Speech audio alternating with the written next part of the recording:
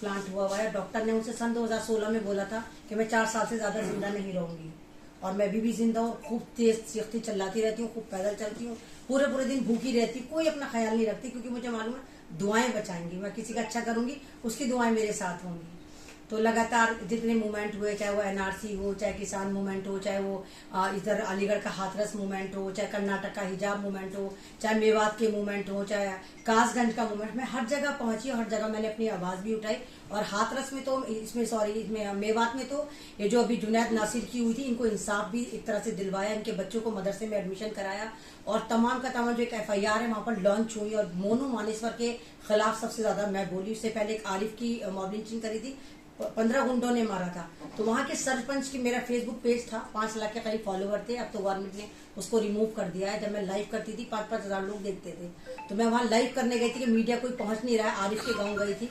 तो सरपंच ने खुद बोला था कि हाँ, इसको 35 भगवा गुंडों ने मारा, और बाद में वो जो सरपंच था वो मुकर गया। तो मेरी बाइट को लोगों ने निकाल के दिखाया कि देखो, तुमने अहमद रिजवी के लाइव में बोला कि हाँ भगवा गुंडों ने मारा। तो ये है कि काम कर रहे हैं और काम करेंगे। और क्योंकि चंद्रशेखर आजाद भैया भी एक आंदोलनकारी और हम भी एक आंदोलनकारी हैं, तो यही चाहते हैं कि समाज को एकजुट करें। मैं ये नहीं कहती कि हम बीजेपी भगा देंगे, कांग्रेस खत्म, कुछ ही नहीं करेंगे, लेकिन हाँ शुरुआत करेंगे। खतरे खतरे से समुद्र बनता है। अगर हम एक तरह से कहिए कि दलित और मुसलमान अगर एक साथ हो जाए, इस सीट पे, चांदनी चौक की सीट पे मैंने पूरा एक तरह से रिजल्ट निकाला है। वहां पर 32% तो दलित बताए जा रहे हैं, 35 से लेकर 40% मुसलमान है, सीधा 72% हमारा वोट है।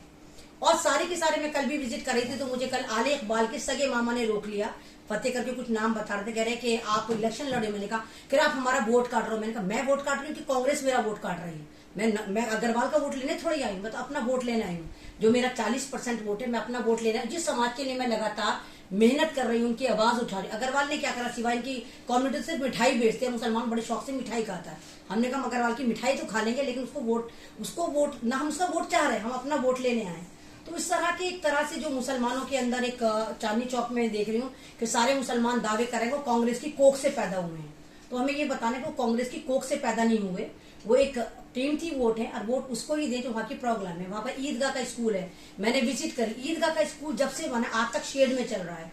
मतलब वहां पर 75 साल से कांग्रेस हुकूमत करके चली गई, 10 साल से केजरीवाल भी कर रहे हैं, ये बीजेपी भी कर रहे हैं, लेकिन वहां पर टीन शेड में ही है। अभी तक चांदनी चौक में जो कसाबपुरा है, वहां के जितने भी अभी देखिए कि बस स्टैंड, उनके ऊपर शेल्टर नहीं है, कोई फैसिलिटी नहीं है, वहां पर कोई एम्बुलेंस नहीं है, कोई वहां पर एक तरह से कहिए कम्युनिटी सेंटर नहीं है, कोई सरकार की कोई फैसिलिटी नहीं, कोई लड़कियों के लिए पढ़ाई का साधन नहीं है। तो हमारा फोकस तो खैर यही है कि हम वहां पर इन चीजों के लिए आवाज उठाएं। और जिस तरह ये जो अग्रवाल साहब है, इनके बारे में भी काफी मुसलमान, बहुत सारे मुसलमान नाराज भी। उन्होंने कहा कि जब ये सत्ता में थे तो इन्होंने बाकायदा, चाबड़ी बाजार में कुछ दंगा हुआ था, शायद बाबरी मस्जिद के बाद हुआ था, तो इन्होंने बाकायदा खुले हथियार बांटे थे। उसके बावजूद भी अगर मुसलमान गफलत का शिकार है, तो वो चीजें हमें इनके दिमाग से हटानी है कि देखो तुम्हारा वोट कीमती वोट है, और अगर तुम चाहो तो इंकलाब आ सकता है। क्योंकि भरी हुई पार्टी चाहे कांग्रेस है, कांग्रेस को पता है कि मुसलमान को हमने बीजेपी से डरा दिया, उन्होंने ठप्पा कांग्रेस में मारकर जाना है। लेकिन ये जो हमारी ASP पार्टी है, बड़ी नई पार्टी है, और नई पार्टी जो है उसमें भर सकते हैं, अच्छी चीज भर सकते हैं, अच्छी सोच भर सकते हैं, इंकलाब ला सकते हैं। तो इसकी एक पहल है, और उम्मीद है कि इस पहल में मेरी पूरी टीम, आप तमाम लोग और तमाम समाज मेरा साथ जरूर देगा। और जब तक मेरी जिंदगी है, मुझे नहीं मालूम मैं अगले साल मर जाऊं या इसी पल मर जाऊं, क्योंकि मेरी किडनी बिल्कुल डैमेज हो चुकी है, एक शायद 25 से 30% पे चल रही है। तो जितनी जिंदगी मैं अपने आखिरी सांस तक इस समाज के लिए लड़ती रहूंगी, और इसी तरह चीखती रहूंगी, चिल्लाती रहूंगी, और इंसाफ के लिए गुहार लगाती रहूंगी। शुक्रिया।